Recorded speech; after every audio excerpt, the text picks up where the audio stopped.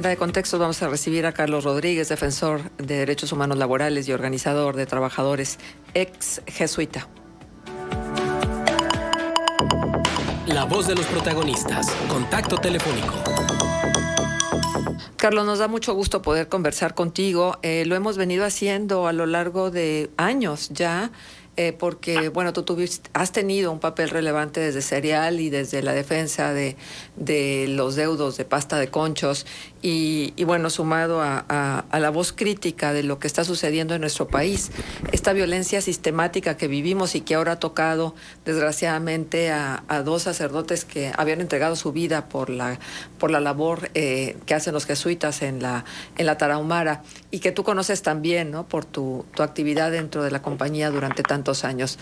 Por eso es que acudimos a ti para conocer tu opinión y conocer tu opinión también sobre esta propuesta de la Iglesia de que todo julio haya oración constante en torno al tema de la paz y la necesidad de voltear a ver la raíz, el fondo de lo que significa esta violencia, ¿no? Que está en la inequidad y está en la desigualdad y está en la distancia abismal que hay entre los pocos que tienen mucho y los muchos que tienen nada, ya no digo poco, que tienen absolutamente nada, ni esperanza.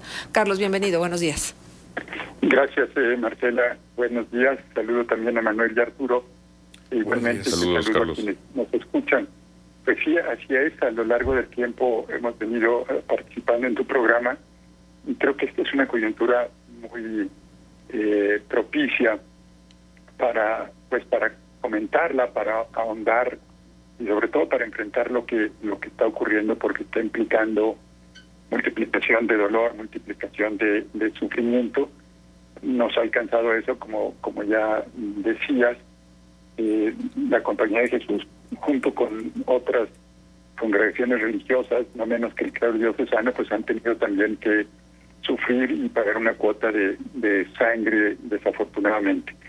Sí hay una convocatoria, digamos, desde la Iglesia Católica y desde otras iglesias, a tomar esto cada vez más en las manos, y yo lo que espero, y el ángulo que me gustaría que se pueda, con el cual se pueda mirar lo que está ocurriendo, es la propuesta hecha por la Segunda Conferencia Episcopal de Obispos reunidos en Medellín en 1968, que iluminaron la situación que se vivía en la década entre 68 y 78 del siglo pasado, proponiendo el concepto de violencia institucionalizada.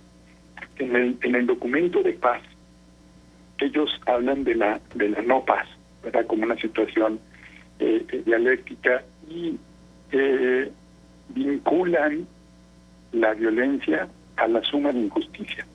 Y es el ángulo que me parece sumamente importante.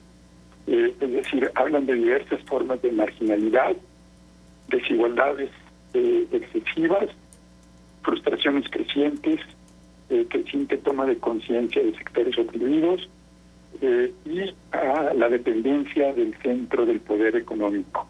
Se agrega igualmente la presencia en aquel entonces de lo que definían como imperialismo, y de una serie de situaciones, todas ellas generadoras de tensión por las injusticias que se provocan. A mí me parece el ángulo más propicio para enfrentar esta situación, es decir, que mientras no haya justicia no habrá paz. Es una definición lograda por la experiencia de la Iglesia a través del tiempo, y creo que se opone a una violencia referida a la legalidad, ¿verdad? Porque la violencia referida a la legalidad tiene que ver con el sistema, tiene que ver con el orden establecido, tiene que ver con su reproducción y genera algún tipo de violencia represiva. En cambio, la visión de la violencia basada en las injusticias nos lleva a la profundidad de las cosas, que tiene que ver con una situación estructural, tiene que ver con la generación de un abismo cada vez mayor, pues en la distribución de la riqueza, en el acceso a una igualdad de oportunidades. Que espero, ¿verdad?, que ese pueda ser el énfasis que tome esta convocatoria de la Iglesia, Marcela. Uno de los sacerdotes que tiene ya mucho tiempo en la Tarahumara, el sacerdote conocido como el Pato Ávila, decía que ya no son suficientes los abrazos, que esta violencia demanda de mucha más participación de todos. ¿Qué tendríamos que hacer como sociedad desde la perspectiva del activismo y de la responsabilidad que a cada quien le toca? Pues mira, precisamente lo que yo creo que se tiene que ir haciendo es logrando un país cada vez más justo, ¿no? Logrando un país cada vez más igualitario, cerrando estas brechas entre la opulencia y la miseria. Y es una serie de cuestiones que yo creo que han quedado todavía pendientes en esta administración. Me refiero, por ejemplo, a una reforma fiscal progresiva, de tal manera que los ricos se comprometan con una mayor aportación de impuestos para sacar los grandes problemas educativos, de salud, de infraestructura, etcétera, adelante. Mira, esta situación tan desigual, te voy a dar un dato. En 2021 es un año en que los bancos tuvieron mayores ganancias en la historia de México, 182 mil millones de pesos. Sin embargo, no hay un compromiso de la banca, sobre todo internacional, con el desarrollo de México, ¿no? Hay una serie de exfuncionarios, por ejemplo, directivos de NAFIN, que de 2019 a la fecha han recibido más de 300 millones de pesos en pensiones, habiendo trabajado en NAFIN en promedio 3 años, cuando la mayoría de los trabajadores que cumplen 65 años de edad y 24, 25 años trabajando reciben poquito más de 3,000 pesos mensuales. Ese tipo de disparidades son las que generan una tensión y que son sobre las que nos tendríamos que enfocar. No es, creo yo, solamente una reacción que tenga que ver, como te decía, con la violencia represiva del Estado o con la presencia del Estado en los campos, en las calles. Eso creo que nos resuelve de fondo el asunto, Marcela. Uh-huh. Carlos Rodríguez, te saludo Arturo González, buenos días. Parece luego haber una contradicción en el discurso de ciertas élites económicas de este país y en toda Latinoamérica en general. Por un lado, quieren un Estado lo suficientemente fuerte para contener la violencia y la inseguridad, que no afecte su patrimonio, y por otro lado quieren un Estado no tan fuerte para poder seguir manteniendo el statu quo en materia de desigualdad y de acaparamiento de riqueza. ¿Cómo salvar esa contradicción, Carlos? Sí, por supuesto que es una gran contradicción, pero yo creo que lo que nos permite entenderla es pues que en realidad lo que buscan es la protección de sus intereses, ¿no? Es decir, un Estado que cuide mi capital, un Estado que cuide mis ganancias y que impida toda inconformidad, ¿no? Es decir, no creo que sea una contradicción, sino así es el capital. El capital tiene muchos rostros y muchas caras, ¿no?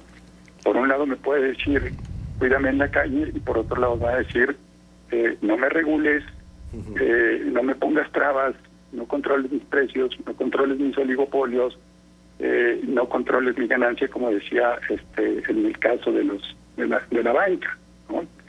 Esa, digamos, es la esencia del capital que está por encima del Estado.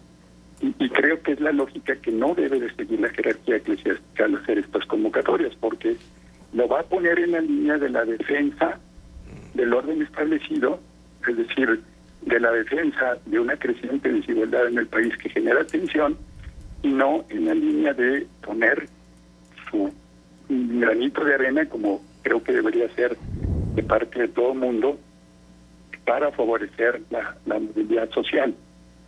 Hace unos años, un centro filantrópico, el Centro Espinosa Iglesias, hizo un estudio sobre la movilidad social en el país, desde 2019. Y su conclusión es de que 74 de cada 100 mexicanos que nacen en la base de la pirámide social, ahí se van a quedar, ¿no?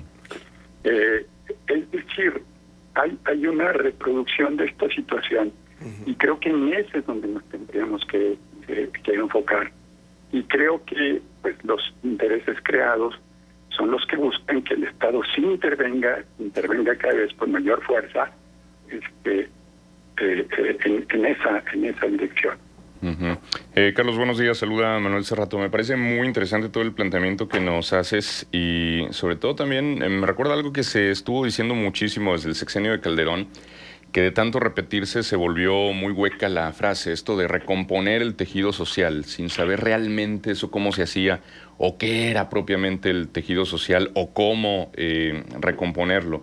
Y este gobierno federal también desde un inicio dijo que había que atender las causas que originan la violencia. Sin embargo, parece que no se ha dado con la fórmula porque no necesariamente todo tendría que venir del gobierno. Hay un componente también de responsabilidad ciudadana en ello. ¿Dónde estaría la clave, Carlos?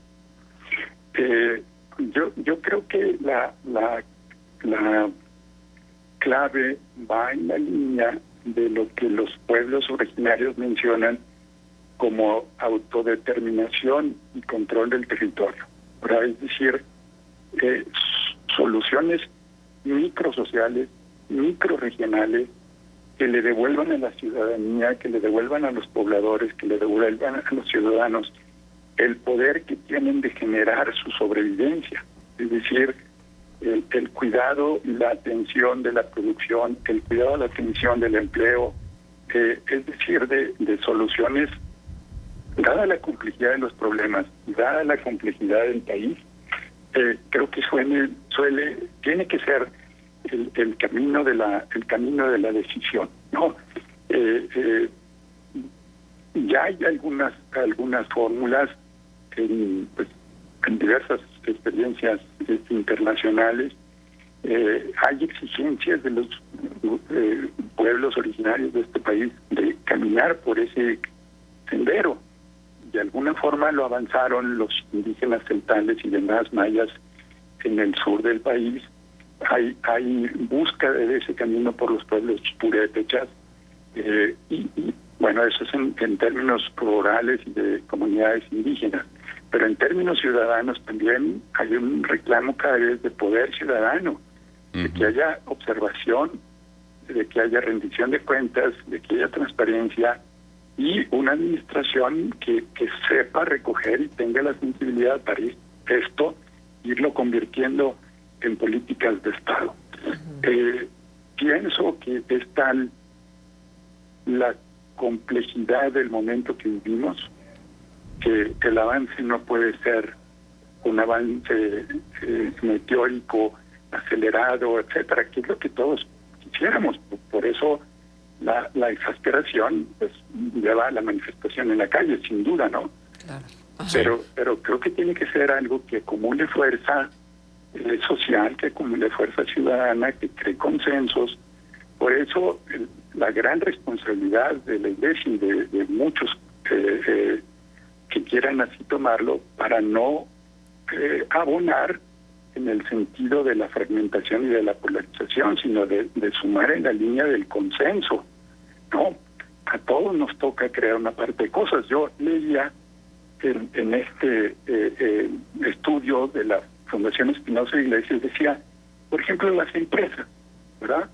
Las empresas podrían colaborar con la movilidad social, modificando el tipo de criterios con los cuales contratan gente, porque resulta que a su convocatoria asiste un egresado de una universidad privada y asiste un egresado de una universidad pública. Y el porcentaje de beneficio para lograr el puesto de trabajo no es igual. O sea, antes de presentarse a la convocatoria del puesto de trabajo, el egresado de la universidad pública privada ya la lleva de ganar, ¿no? Es decir, hay una serie de cosas que tienen que ver con eso. A mí me parece que el avance en esta administración, porque creo que hay un avance, pero es un avance contradictorio, desigual y justapuesto. Y que en la línea de ir a las causas va el beneficiar a los jóvenes con los programas que existen para los jóvenes, va, eso lo conozco mucho más de cerca ahora, el lograr universalizar el derecho a la salud en el país, es decir, una serie de cuestiones que eliminen tensión social en las microrregiones.